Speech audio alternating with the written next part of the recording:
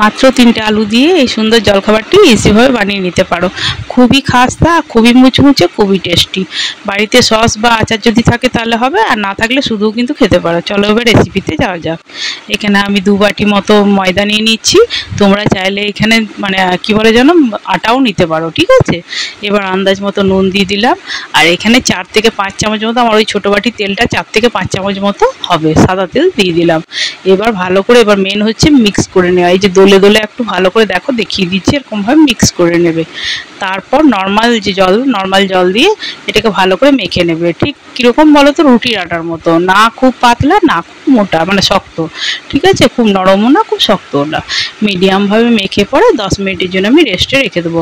আটাটা দেখো আমার প্রায় মাখা হয়ে গেছে। এরকমভাবে ভালো করে বেশ থেসে মেখে নিতে হবে সুন্দর করে। আটাটা কিন্তু মাখার উপরেই কিন্তু নির্ভর করছে তোমার কেমন মানে মচমচে বা কেমন সফট হবে, ঠিক আছে। ভেতরটা সফট থাকবে অথচ উপরটা কিন্তু খুব মুচমুচে হবে। এরকমভাবে আমি 10 মিনিটের জন্য এটা রেস্টে রেখে দেবো। এবার দেখো আলুটা সেদ্ধ হয়ে গেছে, মাখা হয়ে গেছে। এবার একটা ফ্রাই প্যান আমি বসিয়ে দিয়েছি।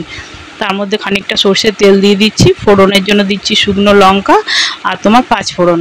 এবার দিলাম খানিকটা আদা ঘষা। এটা সম্পূর্ণ নিরামিষ, ঠিক আছে। এবার যখন দেখবে এটা একটু ভাজা ভাজা মতো হয়ে গিয়েছে, তখন তুমি নেক্সটগুলো সব জিনিস ইউজ করবে। এবার দিচ্ছি কাঁচা লঙ্কা আন্দাজ মতো, তোমরা বাড়ি কমিয়ে নিতে পারো। আর দিলাম সামান্য কারি পাতা দিয়ে একটু ভাজা মতো করে নেবো, ঠিক আছে। এবার যখন দেখবে এটা বেশ ভাজা ভাজা মতো হয়ে গিয়েছে, তখন সামান্য অল্প জল দিয়ে দেবে, নাহলে কিন্তু খুব ছিটকে আসবে। সামান্য অল্প পরিমাণ, বেশি নয়, ওই 2-3 চামচ মতো জল একটু দিয়ে দেবে। এবার আন্দাজ মতো নুন দিয়ে দিচ্ছি। চিনিটা একটু দেখে নাও কেমন দিলাম, আন্দাজ করে নিও। আর দিলাম জিরে গুঁড়ো আর শুকনো লঙ্কার গুঁড়ো দিয়ে ভালো করে আবার দেখো মশলাটাকে ভালো করে নেড়ে চেড়ে এরকম করে ভাজা ভাজা মতো একটু করে নেবো, দেখে নাও। দিয়ে তারপর এবার আমি সামান্য আর অল্প জল দেবো, কারণ মশলাটা নাহলে পুড়ে যাবে। একটু মশলাটা হতে দিতে হবে। ঠিক তেল ছাড়া অবস্থায় আসবে, দেখে নাও ভালো করে, একটু বেশ মিক্স করে তেল ছাড়া অবস্থায় আসবে, তখন আমি দেবো হিং দেবো। শেষ পর্যন্ত ভিডিওটা দেখো, দেখে কিন্তু খুব সুন্দর লাগবে, তোমরা নিশ্চয়ই উপকৃত হবে। প্রথম থেকে শেষ পর্যন্ত সবটাই দেখো। এবার দেখো হিং দিয়ে দিলাম। আমি এখানে রামদেব বাবার হিং ইউজ করেছি, আমি বলে দিচ্ছি সবটাই। এই হিংটা আমার খুব ভালো লাগে, তোমরা যে কোনো কোম্পানির হিং কিন্তু এখানে দিতে পারো। এবার দেখো এই যে তেল ছেড়ে ছেড়ে বেশ এসছে, সেই অবস্থায় আমি এখানে দিয়ে দিলাম ডাস্ট। তোমরা এখানে মানে টমেটো কেচাপ দিতে পারো, কিন্তু টমেটো কেচাপ অনেক সময় আঁশ থাকে, আমার বাড়িটা আঁশ, তাই আমি এখানে ডাস্ট টমেটো মানে গুঁড়ো করে রেখেছি, আমার দিকে ভিডিও আপলোড করা আছে, সেই টমেটোর ডাস্ট আমি দিয়ে দিয়েছি। সেই দিয়ে আমি নেড়ে চেড়ে এবার আমি আলু সেদ্ধটা যেটা রেখেছিলাম রেডি করে, সেটা আমি দিয়ে দিলাম কড়াইয়ের মানে ফ্রাই প্যানের মধ্যে। এবার ভালো করে বেশ এখানে নেড়ে চেড়ে নিয়ে তারপর নামিয়ে নেবো। একটু কষিয়ে নিলে তারপর নামিয়ে নেবো, বেশিক্ষণ করার দরকার নেই। এই যে দেখো নাড়াচাড়া প্রায় এবার হয়ে গেছে। এবার আমি আলুটাকে নামিয়ে নিলাম, খুব টেস্ট হয় বিশ্বাস করো। এবার দেখো ময়দাটাকে আমি ঢাকা দিয়ে রেখেছিলাম, এবার আরেকবার আমি ঠেসে নেবো, তাহলে কিন্তু ময়দাটা আরও সুন্দরভাবে সেট হয়ে যাবে। এবার দেখো লেচিগুলো আমি কেটে নেবো। লেচিগুলো সাইজগুলো একটু দেখে নেবে, আমি দেখিয়ে দিচ্ছি। প্রথমে এরকম করে একটা একটা করে ডো কেটে নিচ্ছি।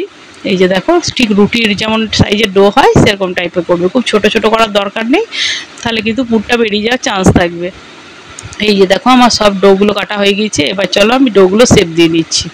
এই যে দেখো সব ডোগুলো আমার শেপ দিয়ে নিচ্ছি। আর হ্যাঁ, আমার চ্যানেলটা কেমন লাগছে অবশ্যই কমেন্ট বক্সে জানিও। যদি ভালো লাগে তো লাইক সাবস্ক্রাইব শেয়ার করে পাশে থেকো। পাশে থাকা বেল আইকন বাটনটাকে অন করো, বন্ধু বান্ধবদের সঙ্গে একটু বেশি বেশি করে শেয়ার করো। আর কেমন লাগছে অবশ্যই কমেন্ট বক্সে জানিও, আর লাইক দিয়ে একটু পাশে থেকো। এই যে দেখো, আর যদি তোমাদের সত্যি উপকৃত হয় তাহলে যারা এখনো সাবস্ক্রাইব করোনি তারা ঝট করে সাবস্ক্রাইব করে নিও, আর যদি উপকৃত হয় তো একটু চ্যানেলটাকে শেয়ার করো প্লিজ। এবার দেখো আমি এটাকে আটা দিয়ে প্রথমে আগে যেমন নর্মাল রুটি বেলো সেরকমভাবে কিন্তু বেলে নিচ্ছি, যেমন নর্মাল মানে যে সাইজের হয় সেই সাইজে। আর থিকনেসটা আমি দেখিয়ে দিচ্ছি কেমন রাখবে, খুব পাতলা কিন্তু করো না, অনেকে রুটি খুব পাতলা করো, সেরকমভাবে করার দরকার নেই। আমি দেখিয়ে দিচ্ছি কেমন টাইপের হবে এগুলো। হ্যাঁ, এই যে দেখো রুটি সাইজেরই হয়েছে একটা। এবার দেখো এই যে এইরকম ধরনের থিকনেসটা রাখবে, খুব পাতলা রাখলে বেরিয়ে যাওয়ার চান্স থাকবে। হ্যাঁ, আর আমি যেমনভাবে করলাম সেরকমভাবে করে বেরোবে না। এবার দেখো মোটামুটি একটা হাতে যতটা উঠলো ততটা আমি দিলাম, অনেকটাই কিন্তু এটা তো পুরো হবে, গোটাটা ভেতরটা ভর্তি হয়ে থাকবে, মানে শুধু খেলেও খুব ভালো লাগবে। যদি কেউ কিছু দিয়ে খেতে পছন্দ করে না তাদের কিন্তু শুধু খেলেও ভালো লাগবে, বা চা দিয়ে খেলে খুব ভালো লাগবে। দিয়ে দেখো এরকমভাবে গোটায় মুড়ে মুড়ে, ঠিক মোমোগুলো কেমনভাবে মোড়া হয় সেই রকমভাবে গোটায় মুড়ে একটু থেপসিয়ে দিলাম, দিয়ে একটু হালকা হাতে একটু করে বেলে নেবো, একটু আটা দিয়ে একটু বেলে নেবো। এই যে দেখো এরকম করে প্রেস করে দিলাম একটু চেপে চেপে, দিয়ে হালকা হাতে একটু আটা দিয়ে দিয়ে বেলে নেবো, তাহলে কী হবে ওটা বেরিয়ে যাবে না, আর কিছু না। মানে একটু মোটা আছে সেই মোটাটাকে একটু শেপ দিয়ে নেবো। এই যে 2-3 বার বেলে নেবো, তাহলেই হয়ে যাবে। দেখো একটু বেরোবেও না, কিছু না, খুব সুন্দরভাবে বেলা হয়।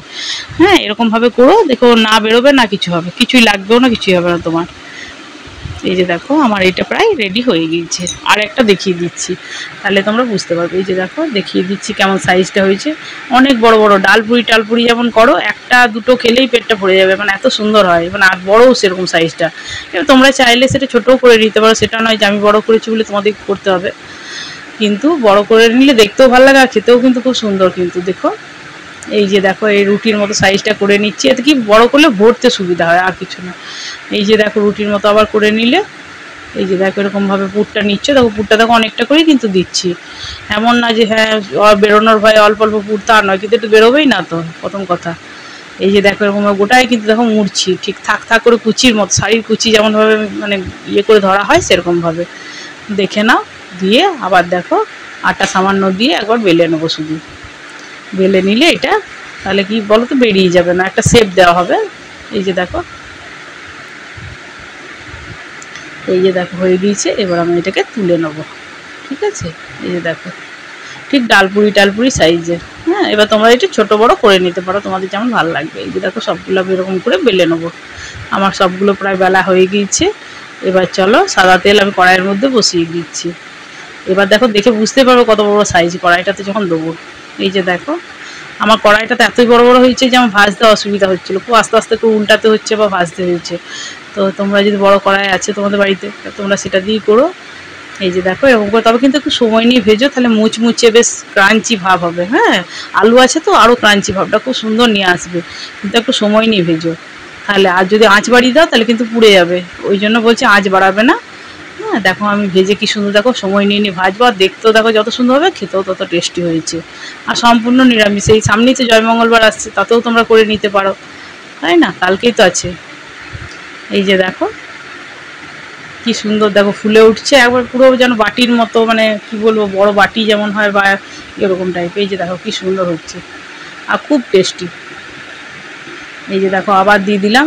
হ্যাঁ, দেখো কত বড় বড় সাইজটা আমি করছি দেখো, কিন্তু হালকা হাতে মানে ইয়ে করবে, ভাঙবে না, কিচ্ছু হবে না। কিন্তু তোমার কি হবে বলো তো, মুচমুচে হবে, যত ওলট পালট করে ভাজবে তত মুচমুচে হবে। এইসব জিনিস যত ভাজবে, কচুরি টচুরি যেমন হয় দেখো না, বারবার ভাজলে ভালো হয়। আর যদি আঁচটা বাড়িয়ে দাও আর রেখে দাও তাহলে কিন্তু পুড়ে যাবে ভেতর থেকে, কিন্তু কাঁচা থেকে যাবে আর সফটও হয়ে যাবে ভেতর থেকে। এরকমভাবে ভেজো, তাহলে দেখো খুব ভালো হবে।